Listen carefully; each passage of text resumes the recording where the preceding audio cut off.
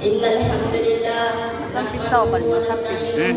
Masampil tuh. wa na'udzu billahi min shururi anfusina wa min sayyiati a'malina. May yahdihillahu fala mudilla lahu wa may yudlilhu fala hadiya lahu. Asyhadu an la ilaha illallah wa asyhadu anna Muhammadar Rasulullah la nabiyya ba'da amma ba'd. Segala puji bagi Allah yang telah memberikan kita beribu-ribu kenikmatan, mulai dari nikmat kesehatan, nikmat kesempatan, dan yang terlebih-lebih lagi yang namanya nikmat iman Islam, sehingga kita bisa berkumpul di tempat insyaallah suci dan mubarak ini. Salat serta salam lalu kita kirimkan kepada junjungan kita, wa habibana wa syafi'ina wa maulana Muhammad sallallahu alaihi wasallam. Dialah Nabi yang membawa kita dari alam dalam kesulitan menuju alam dalam terang seperti sekarang saat ini. Dengan kata lain, minadz zulumati ilan nur au ila siratal mustaqim. Hadirin jemaah tadi yang insyaallah dimudahkan dan dirahmati oleh Allah Subhanahu wa taala. Allah telah memberikan satu karunia kepada manusia yang tiada ternilai harganya. Karunia ini yang membedakan manusia dengan hewan. Dengannya manusia dapat berlaku dan bertindak sesuai dengan koridor kemanusiaan. Karena ini adalah akal. Dengan akal seseorang dapat berpikir sebelum bertindak. Hanya orang-orang yang berilmu yang mempergunakan hikmat akal dengan sebaik-baiknya. Untuk memperoleh ilmu pengetahuan yang luas harus dengan belajar. Allah menjelaskan antara orang yang berilmu pengetahuan dengan yang tidak.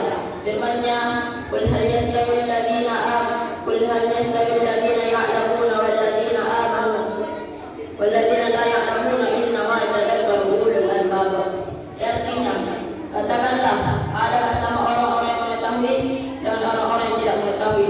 Sesungguhnya orang yang berakal yang dapat menerima pelajaran. Quran surah Az-Zumar ayat 9. Menuntut ilmu adalah kewajiban bagi tiap orang muslim. Sabda Rasul, "Talabul ilmi fardhatun 'ala kulli muslim." Menuntut ilmu adalah kewajiban tiap orang muslim. Dalam hadis lain, Rasulullah menjelaskan, siapa yang menempuh jalan dalam rangka menuntut ilmu pengetahuan, maka Allah mudahkan baginya jalan ke surga.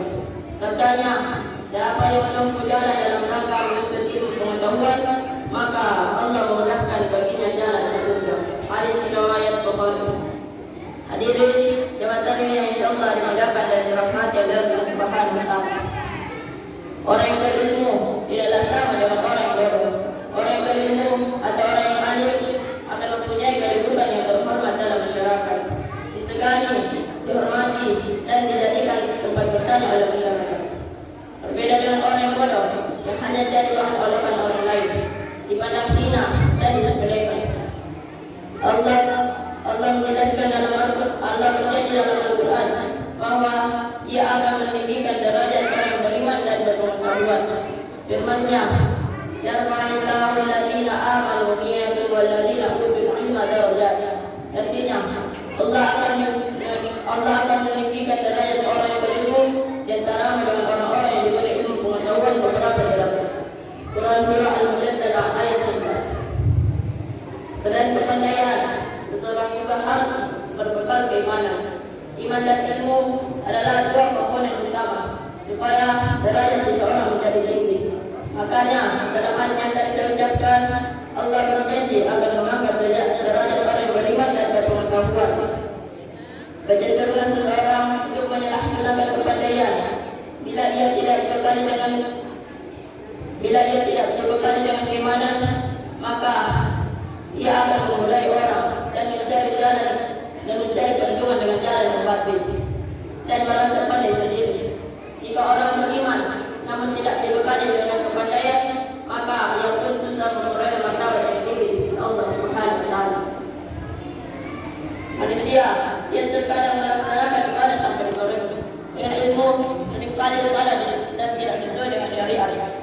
Diceritakan dalam satu riwayat, pada suatu hari Rasulullah bertemu dengan iblis yang berdiri di muka pintu masjid. Rasulullah bertanya, apa yang dilakukan iblis? Iblis berkata, ia hendak masuk untuk menggoda orang yang sedang beribadah, namun buruk. Dan di dalam masjid ada orang yang dan di mana di dalam masjid ada orang yang sedang salat dan ada orang yang sedang tidur. Ada yang cerita. Rasulullah bertanya tentang apa yang menyebabkan si iblis mengurungkan niatnya.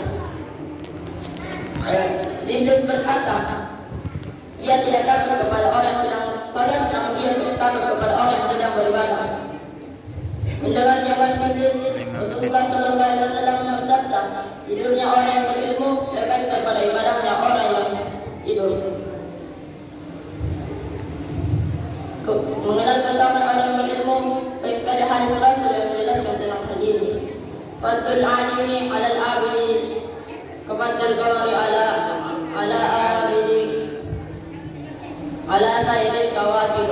Artinya, keutamaan orang yang berilmu terhadap orang yang beribadah seperti keutamaan sinar bulan terhadap bintang-bintang. Hadirin jemaah tahlil yang insyaallah dimuliakan dan dirahmati oleh Allah Subhanahu wa taala. Oleh karena itu, marilah kita memacu diri kita untuk terus belajar dan belajar. Dan jadikanlah setiap apa yang kita temui sebagai guru. Dan jadikanlah setiap apa yang kita lihat dan alami sebagai pembelajaran. Bagi kita, jangan malu untuk bertanya tentang sesuatu yang kita belum ketahui. Dengan demikian, kita dapat belajar kapanpun, dimanapun dan dengan siapapun. Mari kita belajar segala ilmu yang bermanfaat, karena tidak ada ruginya.